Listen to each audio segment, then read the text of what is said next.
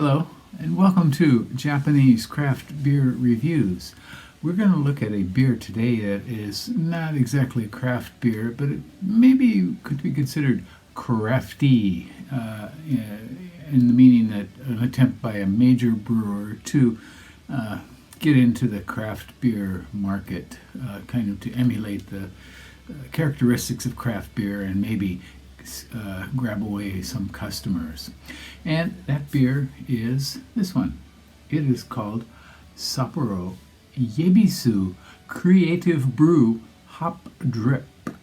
And it is the third one in the Creative Brew series, which started last year in the form of a beer called New Origin, which I don't think is easy to find anymore, but it was quite a hit among beer geeks in Japan, who normally won't go close to any beer from one of the major breweries. And so that was called New Origin, and the second one was Creative Brew Orange, and it included orange in the recipe, and that was not such a big hit. This is the third one, and it's called Hop Drip. What do they mean by that? Well, they mean dry hopping, which is, of course, putting hops into the beer after fermentation. And here you have a picture of a hop splashing into the wort, which is fermenting. And so I'm not sure why they used hop drip here. It doesn't sound so good. The term that we normally use is dry hopping.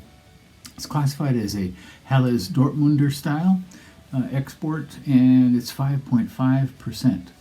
And on Rate Beer, there was only one rating when I checked, and that was at 3.2 out of 5.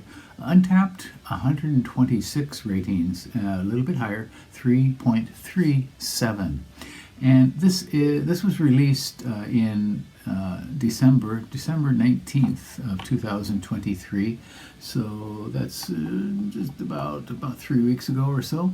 And it's a exclusive beer to the 7-Eleven chain in Japan, 7 and I Incorporated, and so this would be the only place you can find it, if you can still find it. And they tout the aroma hops from Bavaria, and they don't specify which hops they are. Someone I know who drank it said it seems like noble hops, which would make sense coming from Bavaria, and perhaps a new type of noble hop. Noble hop would be, an example would be something like Tettnanger or Hallertau, something like that, which is commonly used in German Pilsners. And so the dry hopping is apparently the first time for Yebisu. It's not a common form of hopping for the major brewers at all. They tend to, of course, put beer hops into the boil when the wort is boiling. Let's see what we get from this here. This costs 283 yen. It's getting a little pricey for a major beer. And that would turn out to be $1.99 in US dollar terms, and 1.81 euros in euro form. Okay, 5.5%. With the majors, you never know the international bittering units that they put into their beer, but you guess maybe something like around maybe 20 or 30 at most. Okay, so what they're going for here is an aroma hop character.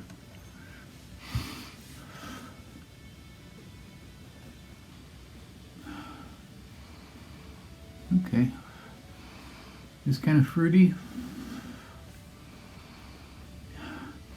certainly a bit floral. You can see it's perfectly crystal clear, some carbonation rising there,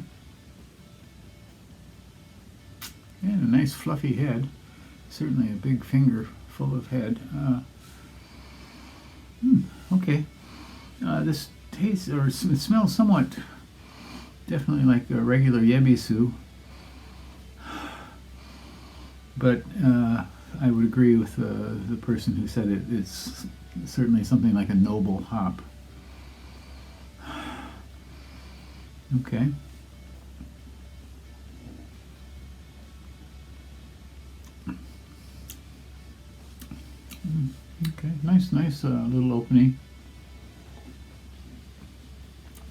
lightly spicy hopping, a bit herbal maybe.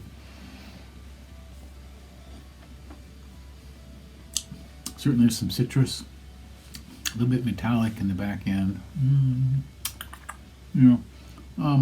Interesting. Evidence of dry hopping?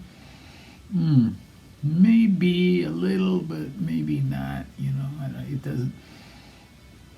Dry hopping should produce a stronger aroma than what I'm getting from this. It's nice. I think I could probably give this around a 3.3, maybe 3.4. 3.3, I think. It's not that great. Interesting attempt. Certainly not as good as the first one in the series, the New Origin, but definitely better than the second one, the Orange Yebisu, which is still around. I saw it in bottles today, in fact. But give this one a go if you happen to see it, and you tell me what you think. Okay. I don't get strong evidence of dry hopping, but the hops are nice, both in the aroma and in the flavor. So tell me what you think about it, okay? That is it for today. I hope you're doing well. Bye-bye.